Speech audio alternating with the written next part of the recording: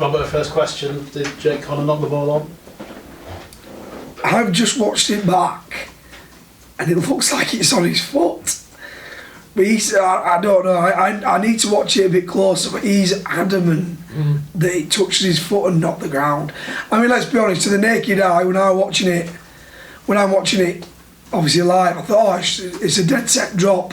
I couldn't really understand what Jake were going, why we're going so crazy really, but there's been a bit of a debate really, because the analyst came down and went, not sure, and then other lad went, the reserve team coach said, no, pretty much his foot. Yeah, so you go to the screen, wouldn't you really? Well, that's a free reserve for a month before then. Given the fact how often, how busy the vid ref was tonight anyway, would you not have thought you'd go to the screen something like that? Yeah, look, especially at 23, yeah, 22. You'd think of with the final, we're still going, it's not like we're bothered about time or anything, would you? But nah, I don't know. Jake's adamant that he touched his foot. He said he had it on his foot. I'll have to watch it back because I didn't get a clear view of it. He's adamant. But you know what, let's be honest, if that's not why we lost the game. We lost the game because we didn't start the game well enough. We didn't start with the intensity that we have done in the last few weeks. We made too many one-on-one defensive errors on an edge where they were just really weak tackles for certain tries, and I just thought in the big moments when the game were on the line, I just felt like there were a couple of players within the group that probably just didn't keep the nerve and were a little bit indecisive. I've always sort of said that the wrong decision hurts, indecision kills. 1, 2, testing 1, 2. There you go. It's working. Yeah, it's working. The wrong decision can hurt you, but indecision kills you. And we had a few players that made indecisive decisions.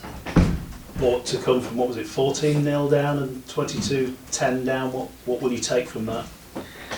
Yeah, well, it's really difficult because we're in a game where I want to win.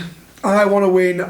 The players want to win. The club wants to win. The fans want to win, and we've got to probably it's getting a little bit tiresome saying that we're putting a lot of effort in and we're doing the right things, which we are. I've said loads previous times that we're down on troops, we're down on numbers, and the lads they are putting a lot of effort in. I just felt like that was the case again tonight, and we showed a lot of character to stay in the game. I just think we didn't do the tough enough. We wasn't tough enough and do the tough stuff early on.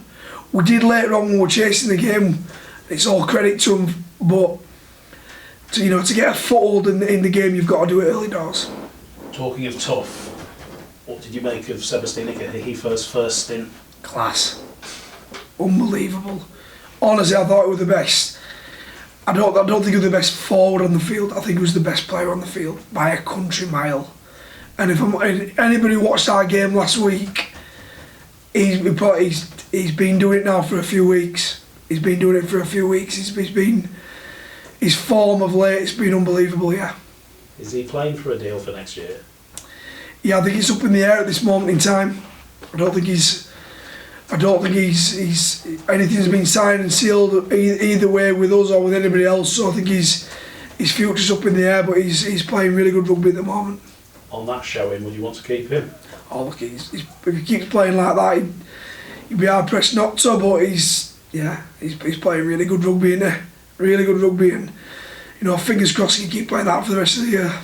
You mentioned a couple of those soft tries, and there were a couple of them. You take those out of that equation, you've won that game. Does it feel a little bit like one that might have got away tonight? 100% it got away from us. Look, the start of the game really, really hurt us because we're always chasing his tail after that. But you look at the second half, we were drowning them. They couldn't get out of their own 20, 30 metres, and they were repeatedly keeping them down. And a little bit like last week where Jake Wardle goes 100 metres and he sort of turned the momentum of the game, this one was, we drowned them and kept them in the footing inside of their own 20. They had a really poor kick, I think it landed around the halfway line, actually bounced back towards their players, and it was deemed a 6 again.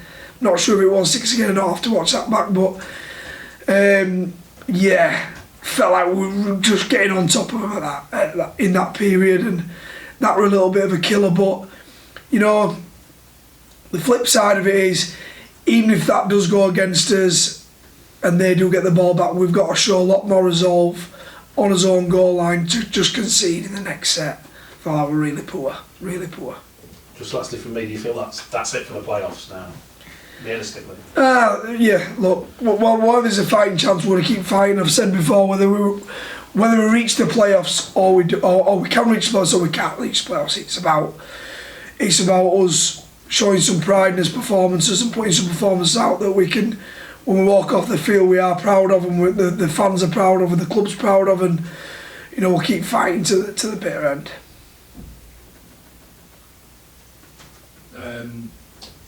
Injuries. It's like a bit walking wounded at times. It looks. Yeah. Aidan McGowan's obviously gone off with a head knock and not returned. Kind of put us on the back foot a little bit. Harvey Levette pretty much played in the centre. I don't think he's done that for about 10 years, going back to his early years of his career. So I had to have a bit of a reshuffle.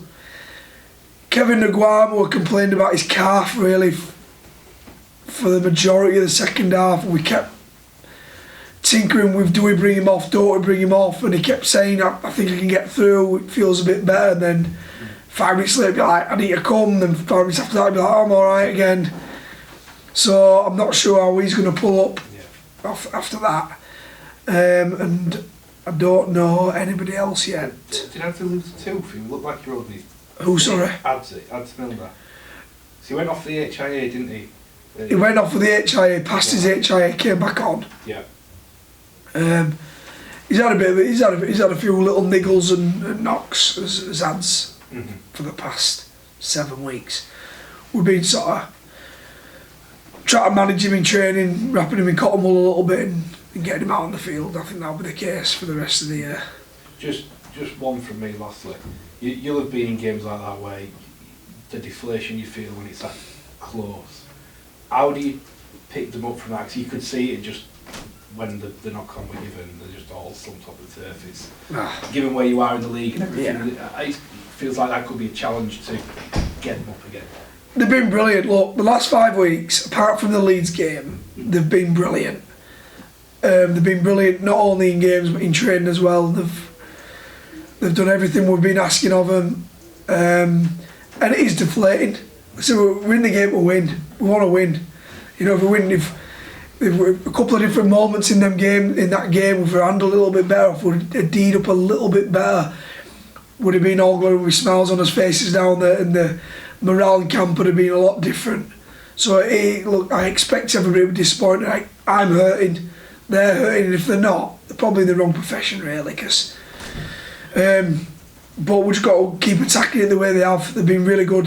They've been really good at, you know, they will lick us wounds. We'll show some stuff that we could correct on the Monday, and then we'll start looking at Castleford.